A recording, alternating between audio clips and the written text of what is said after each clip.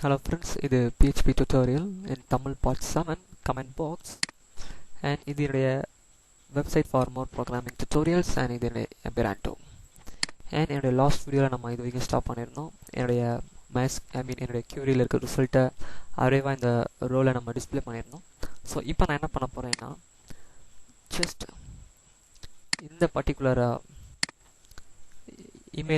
Email ID அப்படின்ற காலமில் இருக்க இந்த ரோஸை டிஸ்ப்ளே பண்ண போகிறேன்.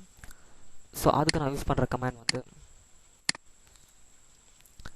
ஜஸ்ட் நான் எக்கோ பண்ணுறேன் இந்த ரோவை and open and close processes, அதில் வந்து டபுள் கொட்டேஷன், அதுக்குள்ளே வந்து இமெயில் ஐடி அப்படின்னு ஒரு காலம் நேம் ஃபிக்ஸ் பண்ணுறேன். அதாவது இந்த இமெயில் ஐடின்றது வந்து என்னுடைய கமெண்ட்ஸ் அப்படின்ற டேபிளில் இருக்க ஒரு காலம் அண்ட் இப்போ இதுக்கு கீழே இருக்க இந்த ரெண்டு ரோஸையும் நான் வந்து டிஸ்ப்ளே பண்ணணும்.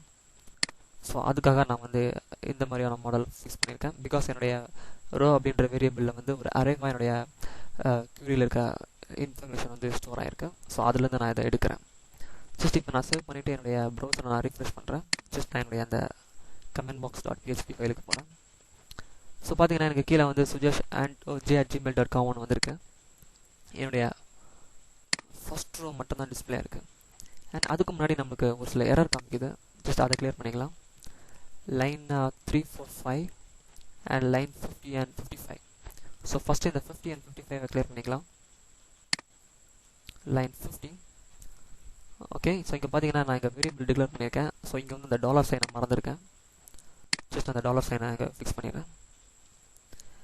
அண்ட் அதே மாதிரி தான் இந்த 55லையும் வேரியபிள் டிக்ளேர் பண்ணியிருக்கேன். இங்கே டாலர் சைனை மறந்துருக்கேன்.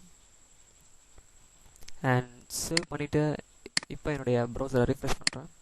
ஸோ எனக்கு கீழே அந்த 2 எரரும் போயிடுச்சு. மேலே இந்த 3 எரர் இருக்குது. ஸோ அதை நம்ம இப்போது கிளாரிஃபை பண்ணலாம். ஜஸ்ட் என்னுடைய எரரோட லைன் வந்து 3, 4 and 5. நான் அந்த 3, 4 and 5க்கு போயிட்டு ஜஸ்ட் ஒரு இஃப் கண்டிஷன் ஃபிக்ஸ் பண்ணுறேன். அண்ட் இப்போது இந்த உள்ள இருக்க கண்டிஷன் ட்ரூவாக இருந்ததுன்னா இதை எக்ஸிக்யூட் பண்ணும்.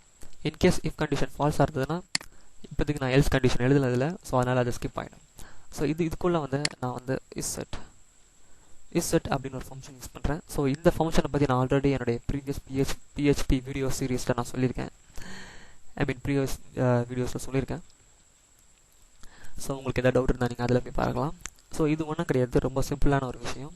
இஸ்செட்னா என்னுடைய இமெயில் ஐடி டெக்ஸ்ட் பாக்ஸில் நான் ஏதாவது இன்ஃபர்மேஷன் ஸ்டோர் பண்ணியிருக்கேனா அப்படின்றத குறிக்குது. இன்கேஸ் நான் வந்து என்னுடைய இமெயில் ஐடி டெக்ஸ்ட் பாக்ஸ் இதில் வந்து நான் எந்த ஒரு இன்ஃபர்மேஷனும் டைப் பண்ணாமல் இருந்தேன்னா அது வந்து இது ஸ்கிப் பண்ணிட்டு போயிடும். அதாவது அது செட் ஆகலைன்னு அர்த்தம். Just open and close processes. நான் ஜஸ்ட் இதை காப்பி பண்ணி அப்படியே சென்டரில் போட்டுறேன். ஸோ இன்கேஸ் என்னுடைய இமெயில் ஐடி டெக்ஸ்ட் பாக்ஸில் ஏதாவது நான் இன்ஃபர்மேஷன் டைப் பண்ணியிருந்தால் மட்டும்தான் அது இந்த கண்டிஷனை பாஸ் பண்ணணும். இதுக்குள்ளே வரும். ஸோ என்னுடைய இமெயில் ஐடி டெக்ஸ்ட் பாக்ஸில் எந்த ஒரு இன்ஃபர்மேஷனும் இல்லை அப்படின்னா ஜஸ்ட் இது வந்து இஃப் கண்டிஷன் ஃபெயிலியர் ஆகி என்னுடைய எல்ஸ் போகணும். எல்ஸ் நான் வந்து என்ன எதுவுமே எழுதலை. ஓகே, ஆக்சுவலி பார்த்தீங்கன்னா இங்கே வந்து AND ஆப்ரேட்டர் யூஸ் பண்ணி இந்த 3த்தையும் செக் பண்ணியிருப்பாங்க. இந்த 3 டெக்ஸ்ட் பாக்ஸ்லேயும் வேல்யூ பாஸ் பண்ணியிருக்காங்களா அப்படின்னு. ஸோ நம்ம வந்து ஆல்ரெடி வேலிடேஷன் கொடுத்துருக்கோம். ஸோ அதனால் நான் வந்து எரரை அவாய்ட் பண்ணுறதுக்காக ஜஸ்ட் ஒரே ஒரு டெக்ஸ்ட் பாக்ஸை மட்டும் நான் வேலிடேட் பண்ணுறேன். ஸோ இப்போ என்னுடைய டெக்ஸ்ட் பாக்ஸை என்னுடைய ஃபைலை சேவ் பண்ணிவிட்டு நான் என்னுடைய பேஜை ரீஃப்ரெஷ் பண்ணுறேன். ஸோ இப்போ பார்த்தீங்கன்னா நமக்கு எந்த ஒரு எரரும் இல்லாமல் இப்போ கிளியர் ஆகிடுச்சு. அண்ட் என்னுடைய ஃபஸ்ட்டு டேட்டா மட்டும் எனக்கு டிஸ்பிளே ஆகுது. ஜஸ்ட் நான் பழைய இடத்துக்கு வரேன்.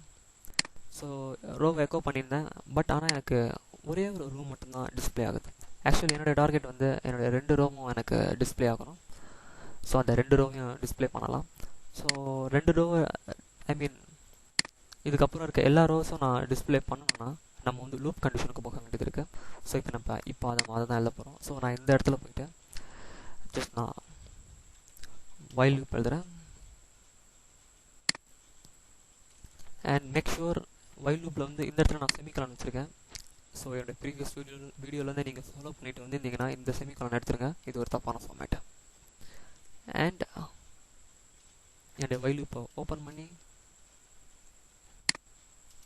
நான் க்ளோஸ் பண்ணிட்டேன். அண்ட் ஒரு வேரியபிள் ஒன்று க்ரியேட் பண்ணுறேன், இமெயில் அப்படின்னு சொல்லிட்டு. அண்ட் இதில் நான் இந்த இன்ஃபர்மேஷனை ஸ்டோர் பண்ணுறேன்.